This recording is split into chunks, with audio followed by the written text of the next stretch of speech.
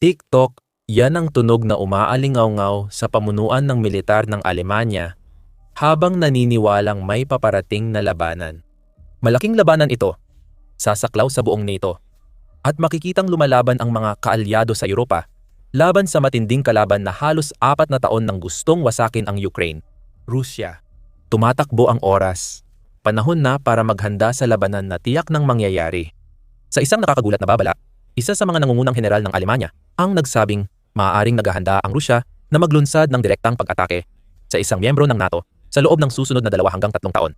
Ang general na iyon ay si Gerald Funke, na naglarawan kung ano ang maaaring itsura ng senaryong ito noong isang talakayan kasama ang The Times noong Enero 26. Isa itong senaryo na nakakatakot isipin. Mula sa sandaling ilunsad ng Rusya ang kanilang pag-atake laban sa NATO, agad na nasasangkot ang Alemanya sa gitna ng aksyon.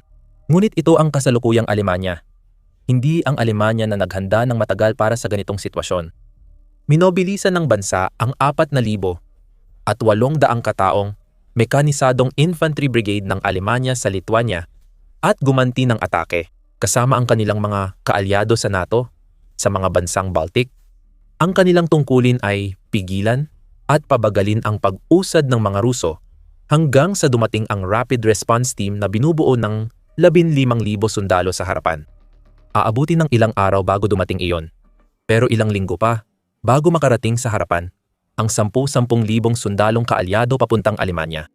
Ang mga sundalong iyon ay darating sa pamamagitan ng mga daungan sa North Sea ng Alemanya at pagkatapos ay ihahatid sila patungo sa mga bansang Baltic sa pamamagitan ng mga kalsada at riles ng tren. Naapektuhan na ang mga iyon ng sabotahe at hybrid warfare ng Russia na aktibong umaatake. Ang mga pag-atake ng missile at drone ay magiging isang alalahanin din. Ibig sabihin ay maaaring may ilang sundalo na inilipat na hindi makarating sa harapan. Susunod na ang nakakatakot na parte. Maraming sugatan at namatay ang iniuuwi mula sa harapan. Lahat sila ay dinadala sa isang sistemang ospital ng Aleman na hindi handa para sa lawak ng kamatayan at pinsalang kanilang nararanasan. Lulubog muli ang Alemanya sa pinakamadilim na yugto ng COVID-19 pandemic. Iyan ang presyong kailangang bayaran bilang logistical na sentro ng NATO sa Europa. Pero darating ang mga kaalyado para magsuporta. Pero sa kasalukuyan, mukhang nagbababala si Funke na malayo pa ang NATO bago ito maging handa sa uri ng digmaan na isinusulong ni Putin. May plano si Funke at sinusubukan ng Alemanya na ihanda ang sarili nito para sa isang labanan na lalo nitong nakikita bilang hindi maiiwasan. Pero pag-uusapan natin iyan mamaya sa video. Napag-usapan na dati na mas malapit na ang digmaan ng NATO laban sa Rusya kaysa akala natin. Ang pagtataya ni Funke na 2-3 taon ay parang inuulit lang ang sinabi ni Ministro ng Depensa ng Alemanya, Boris Pistorius. Noong Nobyembre, sinabi ni Pistorius ang paniniwala niya sa nalalapit na pag-atake ng Rusya at binigyang diin niyang kaunti na lang ang oras para maghanda. Palagi naming sinasabi na maaaring mangyari ito sa 2029. Pero ngayon may mga analyst na naniniwalang posible ang isang pag-atake sa 2028 pa lang. At may ilang military historian pa nga na nagsasabing ang nakaraang tag-init ang huling mapayapang tag-init, ayon kay Pistorius. Ayon sa Sky News, kinumpirma ng intelligence assessment ang pahayag ng German Defense Minister tungkol sa pagsisikap ng Rusya na buuin muli ang kanilang arsenal. Habang nakikidigma sa Ukraine, binanggit ng Oxford Analytica ang muling pagbubuo sa konteksto ng tigil putukan o kasunduang pangkapayapaan sa Ukraine. Ayon sa ulat, tumataas ang arms exports ng Rusya dahil bumibili na ang dating kliyente ng drones, missile at electronic warfare systems na napatunayan sa Ukraine. Dahil dito, mas maraming pera at trabaho sa industriya ng armas ng Rusya. Lalo na kung ang pagtatapos ng digmaan sa Ukraine, pansamantala man o hindi, ay sasabayan ng pagtanggal ng mga parusa. Maghahanda lang ang Rusya at pagkatapos ay muling aatake. Ayon kay Funke, may palatandaan na naghahanda ang Rusya sa mas malaking labanan kaysa sa Ukraine. Ang ikinababahala ko ay ang hybrid at lihim na bahagi, sabotahe, sleeper cell at mga target na pag-atake. Hindi ko maalis ang posibilidad ng long-range missile, pero mas mataas ang banta ng hybrid. Ayon kay Funke sa The Times, lumalala ang hybrid na banta ng Russia sa Europa mula nang lusubin ni Putin ang Ukraine. Sabi ng New Eastern Europe, matagal nang nagsimula ang hybrid na digmaan. Noong 2000 at 14 inilunsad ng Russia ang agresyon sa Ukraine at inangkin ang Crimea. Simula noon, gumagamit ang Kremlin ng hybrid na estratehiya laban sa kanluran. Ang subversion at sabotahe ay naging mga pangunahing kasangkapan ng Russia. Ayon sa New Eastern Europe, tinarget ng cyber attack ang malalaking kumpanya at pamahalaan sa Europa. Matagal nang ginagamit ng Russia ang disinformasyong layuning pahinain ang demokratikong institusyon na humahadlang kay Putin. Ayon sa ulat, ang mga pag-atake ay tumaas ng 4x mula 2000 at 22, 2000 at 23 at 3x pa noong 2024 kumpara sa 2023. Hindi humina ang hybrid warfare ng Russia noong 2025 kahit may usapang kapayapaan sa Ukraine. Sa halip, lumalala pa ito. Ayon sa Center for Strategic and International Studies noong Marso, aktibong lumalahok ang Russia sa lihim na digmaan kontra kanluran. Aktibong kumukuha ang General Staff ng Armed Forces ng Russian Federation ng lokal na kasabwat. Ayon sa Center for Strategic and International Studies, para sa mga misyon ng paninira at panlilinlang na hindi kayang gawin o ayaw ng mga ahente ng Russia. Ayon sa New Eastern Europe, 27% ng mga pag-atake ay tumama sa transportasyon at 27% din sa pasilidad ng gobyerno, kasama ang mga base militar at ilang opisyal. Yung natitirang 40%, 2% ng pag-atake ay pantay na hinati sa mga target na infrastruktura at industriya sa Europa. Ang lawak ng mga hybrid na pag-ataking ito ay nagdala na sa Europa sa isang landas na dati ay inakala nilang imposible. Totoo at konkretong pagganti. Noong Nobyembre, iniulat ng politiko na may ilang bansang Europeo na nagbabalak gumanti. Hindi naging option ang pagpapadala ng sundalo sa Moscow. Pinag-uusapan sa ilang miyembrong estado ng NATO sa Europa ang biglaang ehersisyong militar at kaunting hybrid warfare gamit ang sariling cyber operation. Sabi ng iba, ganito talaga ugali ng Europa. Maraming salita, kulang sa gawa. Bagamat mabagal, gumalaw na rin ang makina ng European NATO.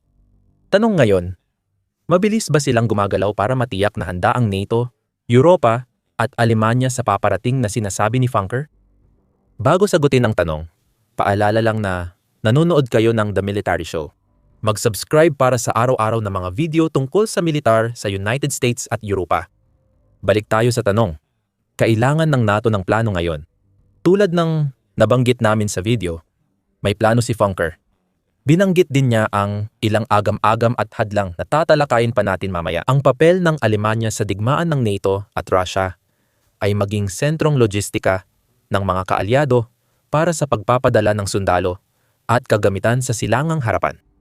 Mahalaga para sa atin na mapanatili ang Alemanya bilang sentrong logistika at pamahalaan ang mga linya ng supply hanggat maaari at gawin ito ng maayos hanggat kaya. Kung may rutang pumalya, may ibang option tayong magamit ayon kay Funker sa The Times. Mahalaga ito ngayon dahil ang bagong Cold War ay hindi na sa Alemanya nangyayari.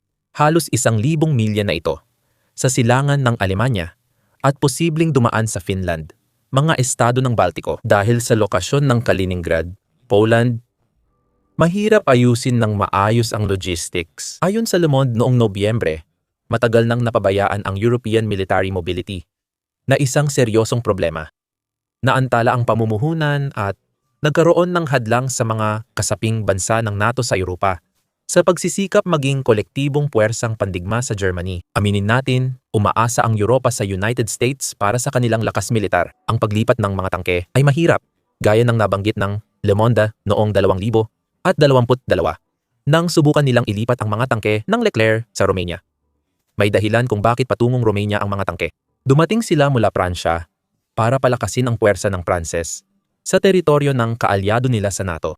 Dahil sa mahigpit na limitasyon sa bigat ng sasakyan sa Alemanya, hindi nakadaan sa kalsada ang mga tangke at kinailangang isakay sa tren, kaya naantala ang biyahe.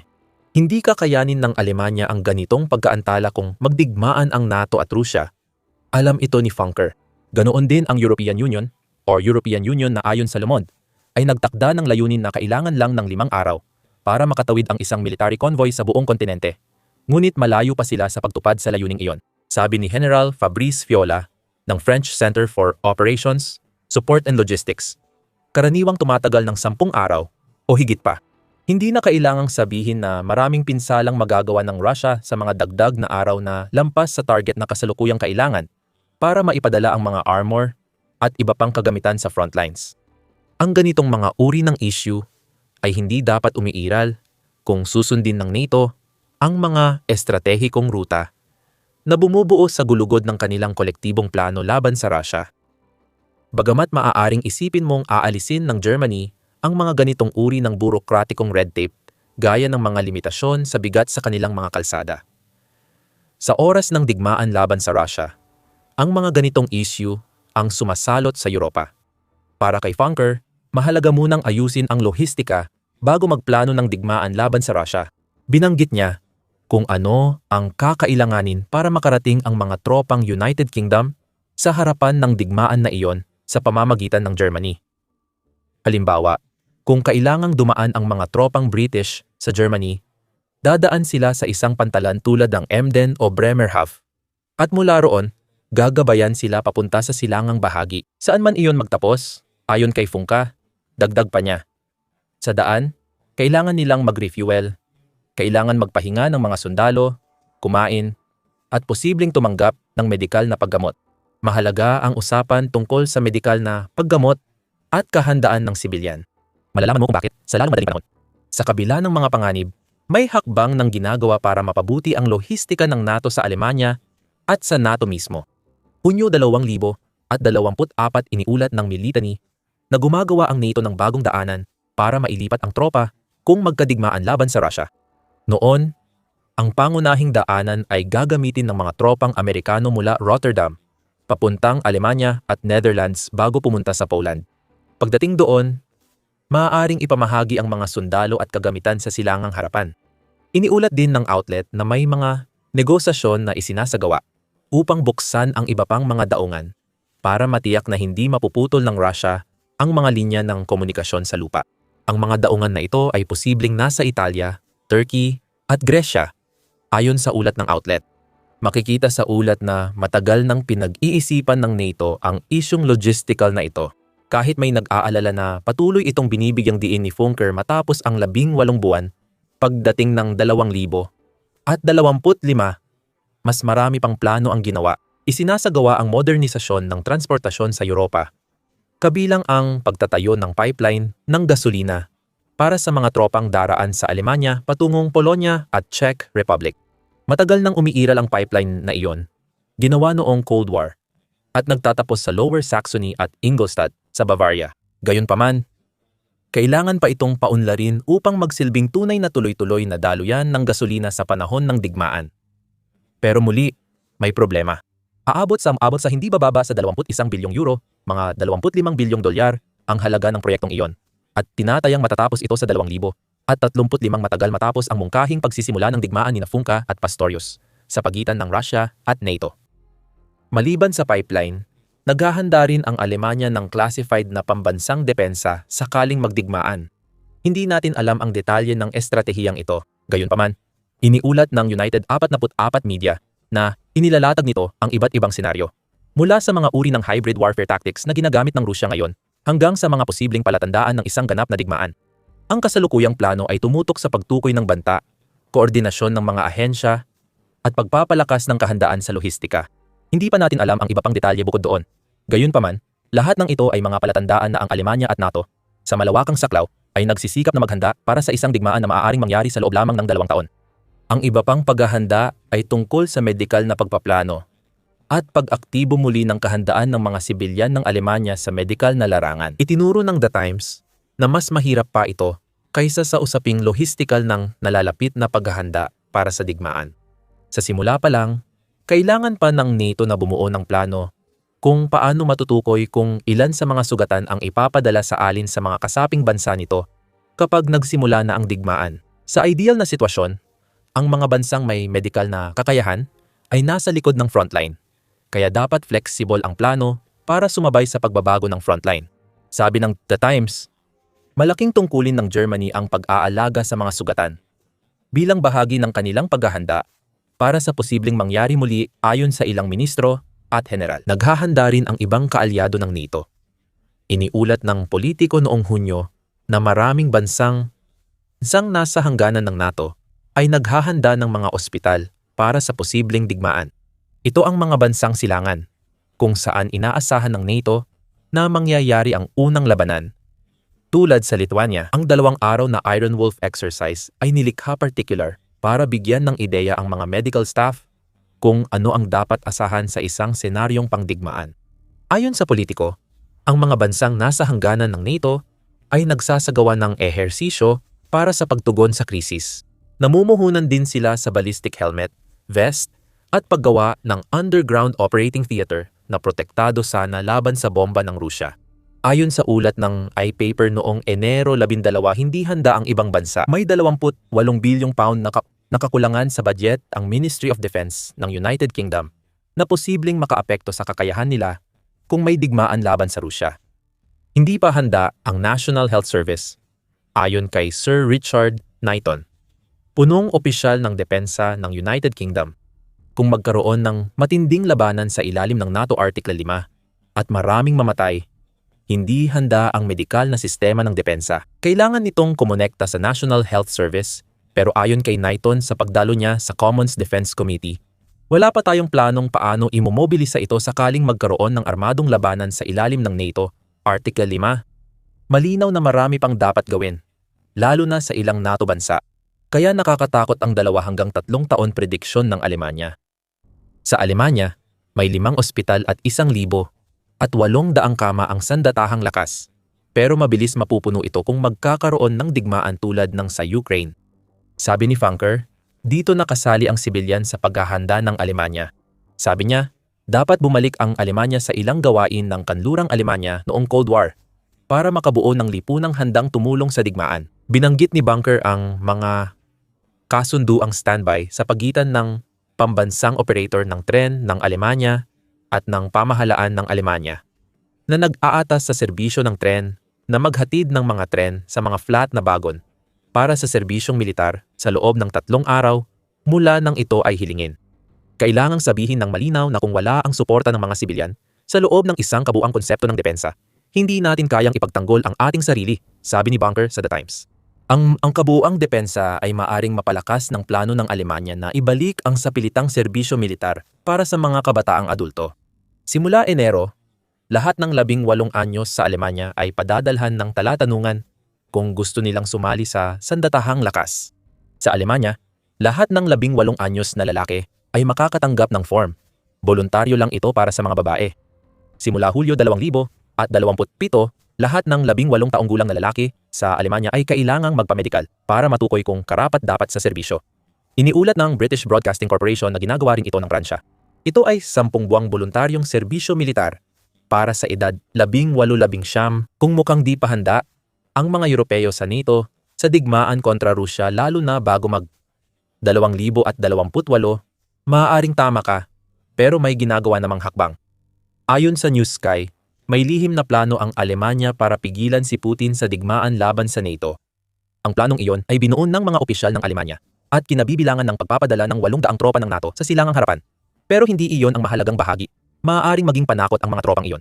Mahalaga na saklaw ng plano ang pagsasama ng linya ng militar at sibilyan, ayon kay Funka. Hinalo ng mga gumawa ng plano ang hangganan ng sibilyan at militar.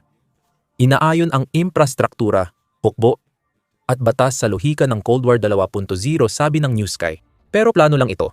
Mga salitang maaaring hindi matupad sa tamang oras para sa digmaan kontra Russia sa 2028 o 2029. Sa Russia, mahirap talagang malaman ang plano ni Putin. Sinasamantala niya ang burokrasya ng NATO at sinasabing may mas madaling paraan para maiwasan ang digmaan sa Russia.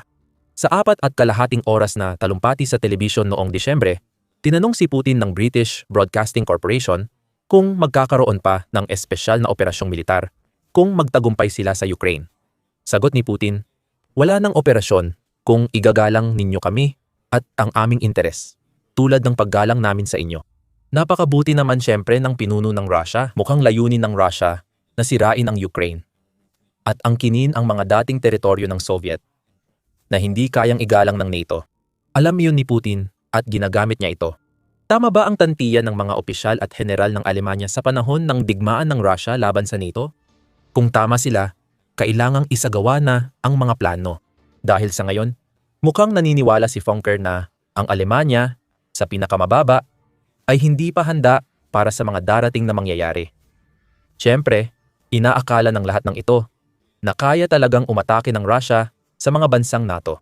Iyan ay isang sitwasyon na talagang hindi patiyak dahil pinapahirap ng Ukraine kay Putin na gawin ang kahit anong bagay tulad ng pagtipon ng lakas na kakailanganin niya. Mabilis na winawasak ng mga drone ng Ukraine ang militar ng Russia, kaya posibleng wala nang matira para labanan ng NATO. Alamin ang ibig naming sabihin sa video na ito. Kung nagustuhan mo, mag-subscribe sa The Military Show para sa mas marami pang video tungkol sa paghahanda ng NATO laban sa Russia. Salamat sa panonood.